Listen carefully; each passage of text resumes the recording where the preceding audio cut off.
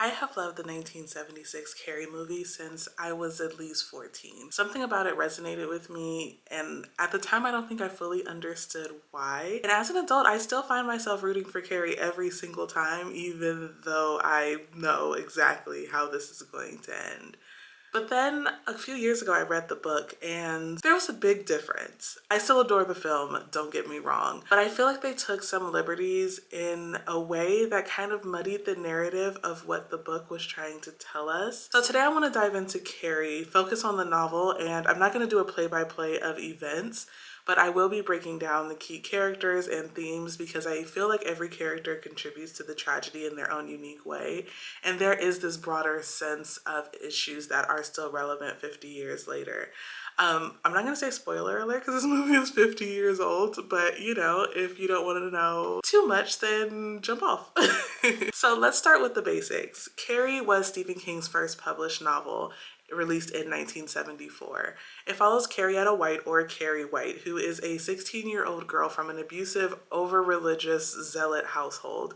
She is bullied relentlessly, and then she discovers something really cool, that she has telekinetic powers. So it all starts in the school locker room. She gets her period for the very first time in front of all of her classmates in the showers. And as if that's not embarrassing enough, her mom never told her anything about periods, so she freaks out as anyone would. I feel like your first period is already extremely traumatic for most girls because it just shows up.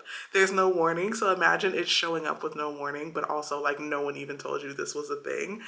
I would freak out too. But rather than having compassion because it's high school and teenagers are cruel, the popular girls decides that they're not going to just tease Carrie. They are going to throw tampons and pads at her as they taunt her. And when I read things like this in books, or when I see this like extreme bullying in movies, I'm always flabbergasted because I just feel like, don't you have other things that you should be doing? Maybe not. Maybe that's the point. There is nothing else. I guess that's the point.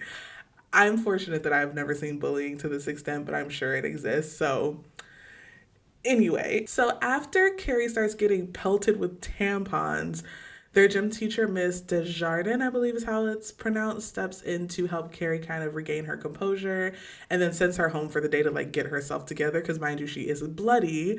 And then she sends the popular girls to the principal's office. Now, before we move any further, I do want to note here that even though Carrie's teacher stepped in to stop the bullying, she wasn't necessarily being nice to Carrie. She was actually pretty irritable when the situation happened and seemed like really annoyed that Carrie wasn't aware of her period. And I guess I can kind of see where she's coming from. She's 16, and to my knowledge and recollection, there is no sense that anyone in the town is really aware of Carrie's upbringing or what her household is like. So I can see her kind of being confused that a 16-year-old girl doesn't even know what a period is. But with everything that we know now and understand about childhood neglect and the way that some, or not even necessarily neglect, like there are girls that grow up with their father and things like that. So what we know now, we know this is not an appropriate response. But in the 70s, I can understand her being like, why wouldn't you know about this? But besides her being confused and a little bit agitated by Carrie not really knowing about her period, I do think there are a few other things that are happening with the teacher in particular that I want to talk about.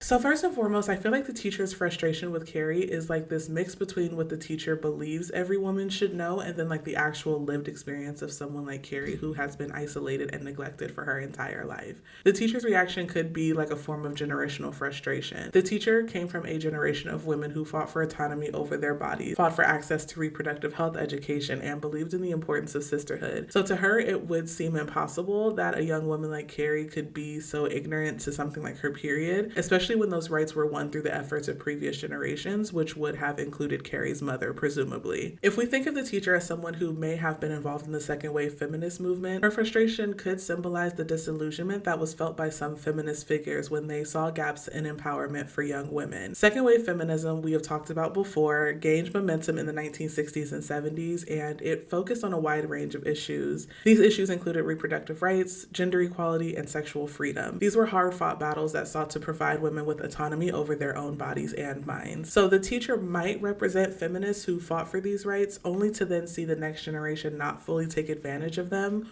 or worse, use those rights in ways that don't seem to align with the liberation that the previous generation fought for. For instance, Carrie's mom, who refuses to educate her about menstruation and sexuality, could represent a failure to pass down the lessons of feminist progress. This reflects how for some women, the struggle for rights wasn't just about securing access, but also making sure future generations would know how to use that access in healthy and informed ways. At the same time, the teacher's frustration with the bullying among the girls could symbolize a desire for solidarity and sisterhood, and that was extremely central to second wave feminism. Feminism in the 70s often emphasized the importance of women supporting each other, but that message didn't always resonate, especially in an environment of competition and social division, as seen with the bullying and cruelty that Carrie faces. The teacher is likely frustrated by how the other girls fail to support each other and instead continue to perpetuate harmful norms. This could be seen as a reflection of a more patriarchal society that women to this day are still trying to navigate. The lack of sisterhood among the girls could also be seen as a commentary on the way that internalized misogyny and competition between women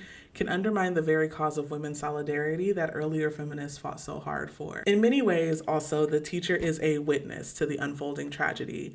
She sees Carrie struggling and the cruelty of the other students, but she doesn't intervene as much as you would expect one with her background in feminist ideals to do. So she's not a villain in the story, but she's also not an active agent of change either. So in this way, she's like a generation of women who, while having the knowledge and tools to make a difference, sometimes don't act or feel powerless to address more systemic issues like institutionalized bullying, religious zealotry, or generational trauma. All of the things that Carrie is suffering from. Her role in the novel could also reflect how even those with progressive ideas sometimes fail to understand the true depth of individual suffering, particularly the kind that arises from marginalization and neglect. While the teacher might represent the feminist ideals of her generation, she also highlights how the frustration of unaddressed issues can leave even well-meaning individuals powerless in the face of real systemic harm. In a broader sense, the teacher's position in the story serves as a reminder of the work that still needs to be done, particularly in the fight for comprehensive sex education and reproductive rights. Despite the strides that were made in the 60s and 70s, there are still many young women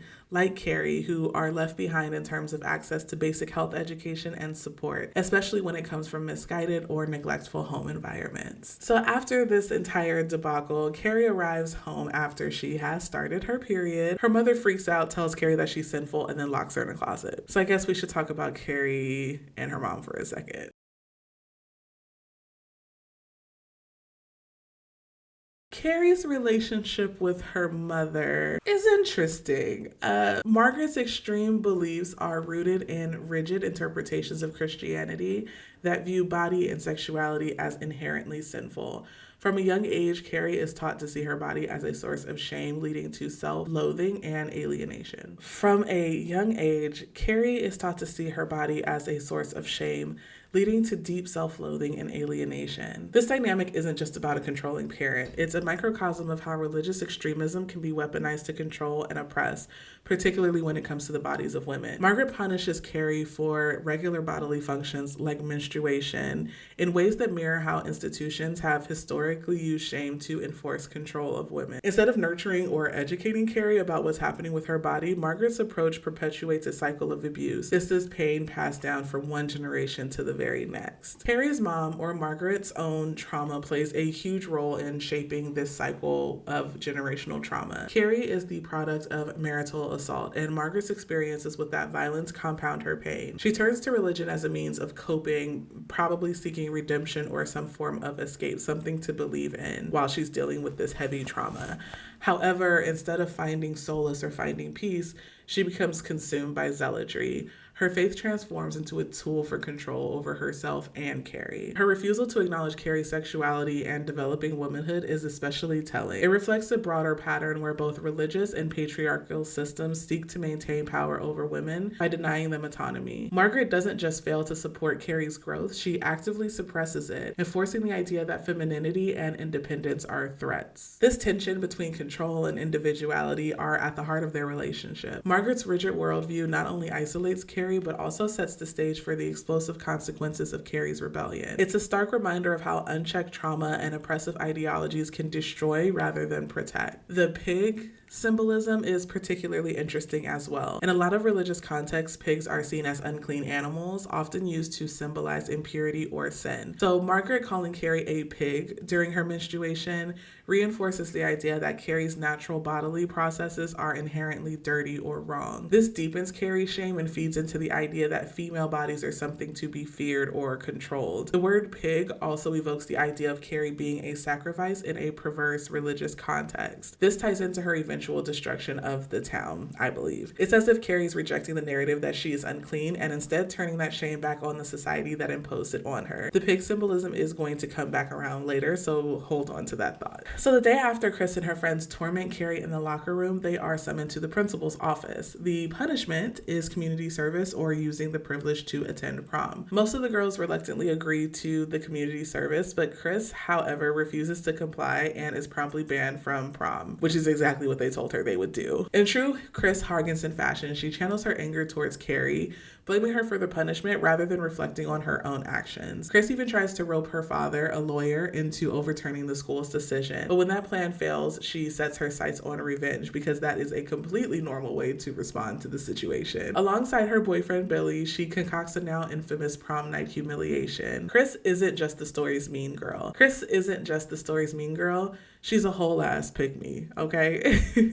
So if you are not familiar with what a pick-me is, a pick-me woman is someone who seeks validation from men by distancing herself from other women, often putting them down to elevate her own status. So this is like, I'm not like other girls. I don't get my nails done. I don't wear pink and I don't wear makeup. I play football. I walk around with a greasy face. And that's not to make fun of people who don't do those things. Like if you don't get your nails done, if you don't wear makeup, if you like to play football, like that's totally cool. The difference between it is that those are not personality traits that you hold and that you are proud of.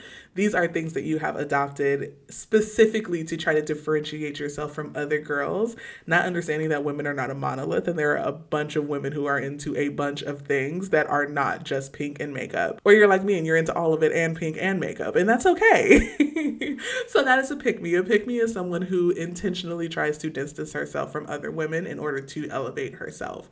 And Chris fits the mold perfectly. Her cruelty towards Carrie is as much about asserting dominance as it is about gaining favor with Billy and the men around her. Carrie's vulnerability and quiet strength are a threat to Chris, who operates in a system where power is conditional and is only granted to you through male approval. Chris's relentless bullying stems from this deep sense of internalized misogyny. She views Carrie as naive and weak, contrasting herself as more worldly and desirable, but her perceived power is fragile. It depends on playing by the rules of a patriarchal system, rules that require her to outshine other women. Carrie, by merely existing outside of these norms, is now a threat to Chris. When Chris's attempts to manipulate her father fail, her frustration reveals something deeper, which is disillusionment. She has aligned herself with a system that prioritizes men, believing that that would protect her. So when that system doesn't work in her favor, she lashes out. Instead of recognizing the flaws in the system, she directs her anger at Carrie and perpetuates a cycle of competition and cruelty that, let me make this very clear, Carrie never opted into. Carrie is not in competition with this girl. Carrie has no idea of the internalized whatever going on. Chris has built this up in her brain and is now torturing this girl on a regular basis. Carrie did not opt in for her insecurities. Let's make that very clear. Okay, moving on. Then there's her relationship with her boyfriend, Billy, who, if I remember correctly, is not even in high school anymore. Like, he's a grown-ass man with a high school girlfriend. We'll talk about him a little bit later. Her relationship with Billy Nolan is another layer of her need for validation. Their relationship is not based on mutual respect or affection, but it's all based on manipulation and control. Chris uses her sexuality and cunning behavior to maintain Billy's favor, and then Billy exploits her insecurities to assert his own dominance over her. For Chris, Billy represents the power she feels that she lacks. She believes keeping his attention equates to power, even if it means she has to degrade herself or hurt everyone around her. For Billy, Chris is a tool, a means to enact his own brand of chaos. This toxic dynamic highlights a larger theme in the story, which is the lengths that people will go to gain power within oppressive systems. Chris sees Billy's validation as essential, even as it pushes her deeper into cruelty and insecurity. So let's shift focus for a second to Carrie and her powers. Carrie's telekinesis is a supernatural twist, but symbolically it's so much more. Her powers represent suppressed rage, generational trauma, and the explosive potential of untapped female strength. Carrie's powers are triggered by moments of intense emotional distress, when she's humiliated, hurt, afraid, etc. These moments of release mirror how society often treat women's anger, labeling it as dangerous or uncontrollable. Carrie's telekinesis becomes a physical manifestation of all the emotions she's been forced to suppress: shame, humiliation, fear. We're all familiar with those. Her powers aren't just a reaction to her pain, they're also a rebellion against it. In a world that expects her to be passive, Carrie's telekinesis is her way of reclaiming agency. It's messy and destructive, but it's also a form of empowerment. There's another layer to Carrie's powers, which is the generational trauma aspect. Trauma, both emotional and behavioral, can pass down through families, shaping how each generation interacts with the world. Margaret's fear-based control of Carrie is rooted in her own unresolved pain and shame. In trying to suppress Carrie's power, Margaret only perpetuates the cycle of trauma. Carrie's telekinesis symbolizes her breaking point. It's a rebellion not just against her mother's control, but also against the generational pain that Carrie has inherited, which again, she did not opt into. On a broader level, Carrie's powers reflect the unacknowledged strength of women, especially those who have been marginalized or oppressed. Telekinesis is the literal explosion of tension built from years of societal repression. During the 70s, when Carrie was written, feminist movements were fighting for women's rights, self-expression, and autonomy. Carrie's powers can be read as an extension of that struggle, a metaphor for the power women are often forced to suppress until it can no longer be contained. Carrie's telekinesis is both her salvation and her downfall. It allows her to assert herself in ways she never could before, but it also isolates her even further. Her powers are the result of pain and repression, and using them comes at a cost. Ultimately, Carrie's story and her powers highlight destructive potential of systemic oppression. When those who are marginalized are ignored and silenced for too long, the rage doesn't just boil over, it erupts. And when it does, the consequences can be devastating, not just for them, but for everyone around them. So now let's talk about Sue Snell and why she's the villain of the story.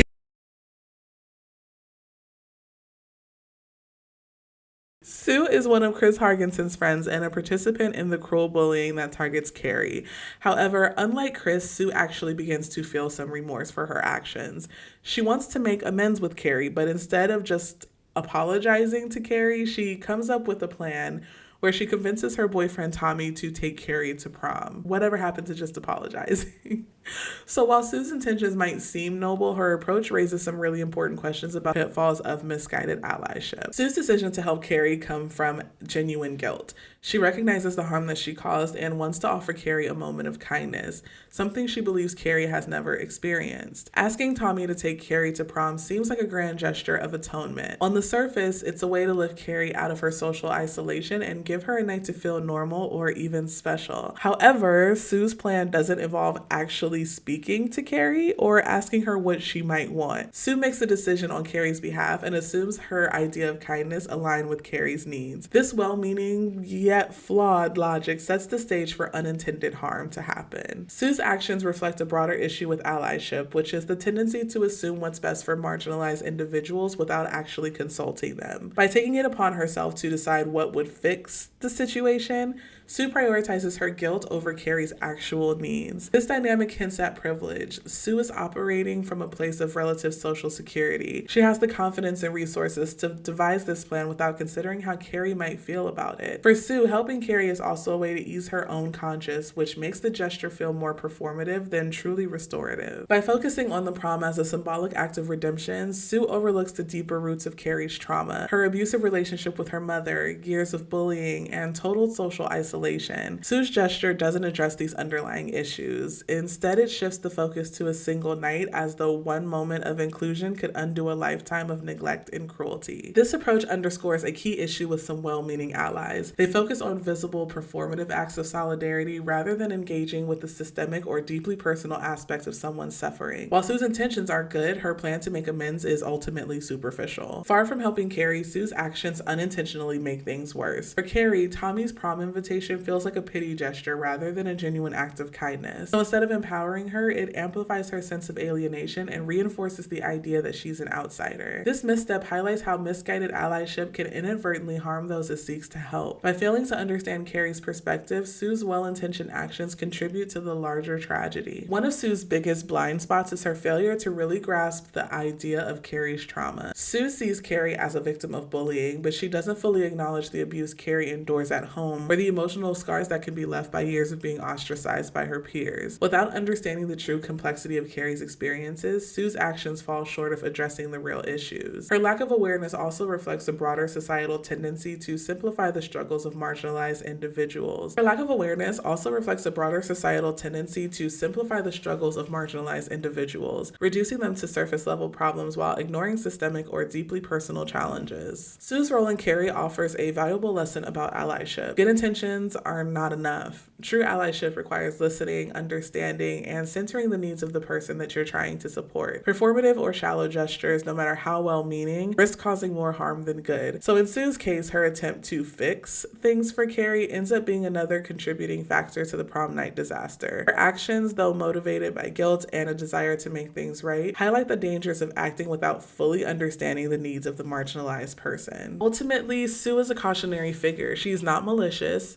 but her missteps reveal how well-meaning actions can still have devastating consequences. By prioritizing her perspective over Carrie's, Sue unintentionally plays a role in the chain of events that lead to Carrie's breakdown and the destruction that follows. This nuanced exploration of Sue's character ties into the larger themes of Carrie: the consequences of neglect, the dangers of performative allyship, and the importance of understanding and addressing systemic harm. Now let's shift our gears to examine the men in Carrie and their role in this intricate narrative. Their complicity and passivity add another layer to this story's critique of societal dynamics, for sure.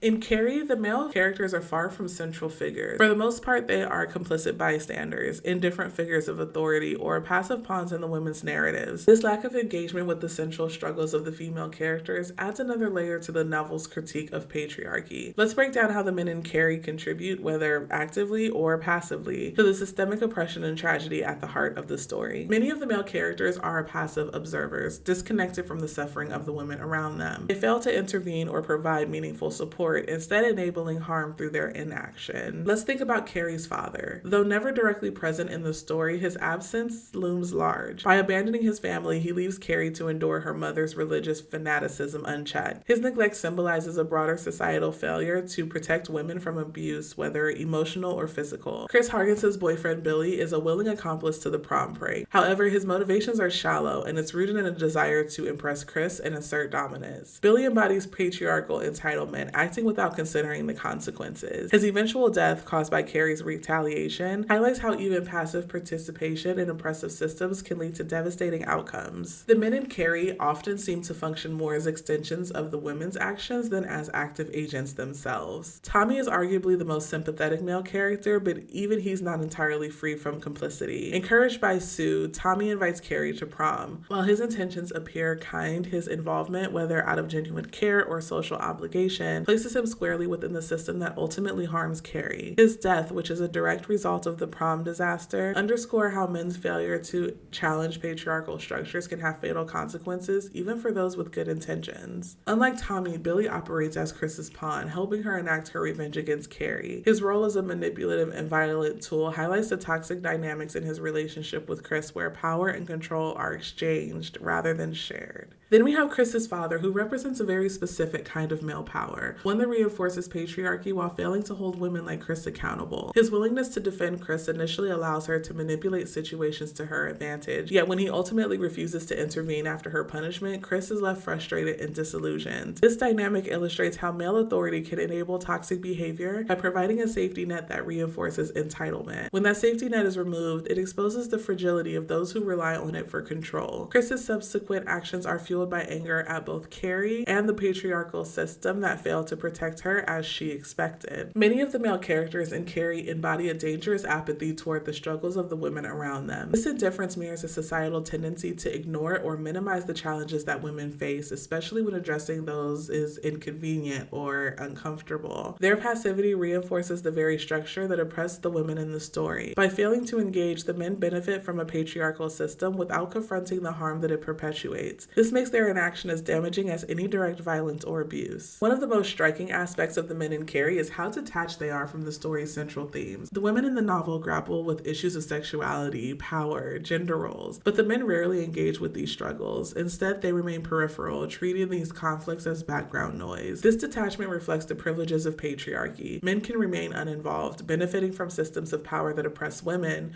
while avoiding the emotional labor of addressing or dismantling those systems. Whether through passivity, indifference, or a lack of understanding, the men in Carrie reinforce the novel's critique of patriarchal dynamics. Their roles, while seemingly minor, contribute to the systemic oppression that drives Carrie's eventual breakdown and the destruction that follows. Billy and Tommy's deaths serve as dark reminders of how complicity within patriarchal systems has consequences, even for those who aren't directly responsible for harm. The male character's failure to protect, intervene, or even engage with the feminine narrative highlights the broader societal critique that when the suffering of women is ignored, the fallout affects everyone.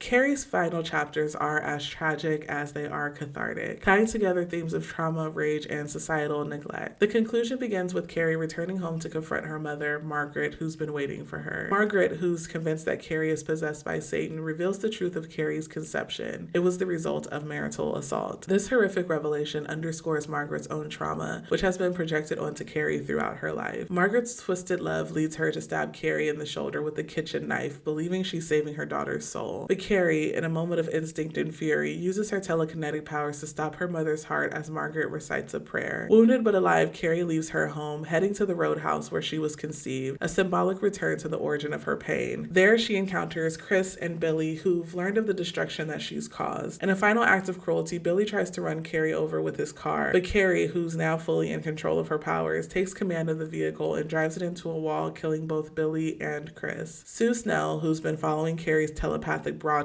finds her collapsed in a parking lot, bleeding from the knife wound inflicted by her mother. In their brief telepathic connection, Carrie accuses Sue of being part of the prank, but realizes in her final moments that Sue and Tommy were innocent. Carrie dies crying out for her mother, a haunting reminder of the deep emotional scars that Margaret left behind. Carrie's death marks the end of the immediate violence, but the fallout continues. A state of emergency is declared, and the survivors of Chamberlain's destruction begin plans to relocate. Despite government efforts to rebuild, the town remains desolate, a ghost of the community it once was. Carrie's legacy lingers in the lives of those who are left behind. Her gym teacher and the school principal feel guilt-ridden, and they resign from their positions. Sue, who's now forever tied to the tragedy, writes a memoir about her experiences, attempting to make sense of what happened. Meanwhile, the White Committee, which is a group investigating paranormal phenomena, concludes that there will be others like Carrie, hinting at a future where society must reckon with the consequences of its neglect and oppression. Carrie's annihilation of the town is more than just a climactic display of power. It's a metaphor for the explosive frustration of marginalized women in a society that silences them. For years, Carrie endured abuse from her mother, relentlessly bullying from her peers, and neglect from authority figures. These layers of oppression built up her telekinetic abilities, born of her pain that became a destructive force. Her rage wasn't simply about revenge. It was a direct response to the inaction of those around her, the community that failed to protect Carrie, that bore witness to her suffering but did nothing to intervene. Her destruction of the town became a reckoning, a stark reminder of what happens when society ignores the cries of the oppressed for far too long. The recurring pig imagery throughout the novel further critiques how society objectifies and dehumanizes women. Margaret calls Carrie a pig during her first menstruation, tying natural bodily processes to shame and impurity. This stigma follows Carrie to the prom, where the prank involving pig's blood humiliates her in front of her peers. But the symbol evolves in the final act. Carrie, covered in blood, rejects the societal shame imposed on her body and embraces her power. Her physical transformation into a figure of terror reflects society's fear of female autonomy and rage. In this sense, Carrie becomes both a victim and a rebellion against the forces that sought out to control her. Carrie's telekinesis is deeply tied to her identity as a woman silenced and controlled by the system around her. For much of the novel, her abilities lie dormant, reflecting the societal suppression of women's anger and power. But when she reaches her breaking point, her rage rage explodes in ways that the world around her deems unnatural or monstrous. Carrie represents the repressed woman, someone forced to live under the weight of shame, abuse, and societal expectations. Her destruction of Chamberlain isn't just a release of her own pain. It's a broader metaphor for how suppressed rage can disrupt entire systems when left unaddressed. The Appalachian woman who appears at the end hints at the continuation of this cycle. Her comments about others like Carrie suggest that this inherited pain will persist unless it is confronted and broken. Ultimately, Carrie is a cautionary tale about the consequences of neglecting those who are marginalized. It's a story about what happens when societal shame, systemic oppression, and generational trauma collide. Carrie's powers, while extraordinary, serve as a reminder of the untapped and often dangerous potential of those who have been silenced. Her story is a warning to those who perpetuate or ignore cycles of oppression and a reflection of the collective frustration of those trapped within them. As the novel closes, it leaves us with the haunting question: will the cycle continue, or will we finally confront the systems that allow tragedies like Carrie's to happen? And with that, we are at the end of Carrie's story. Thank you for diving into this with me, and remember that when we fail to listen to the pain of the marginalized, the consequences can ripple far beyond what we expect. So until next time, take care and remember to stay thinking critically.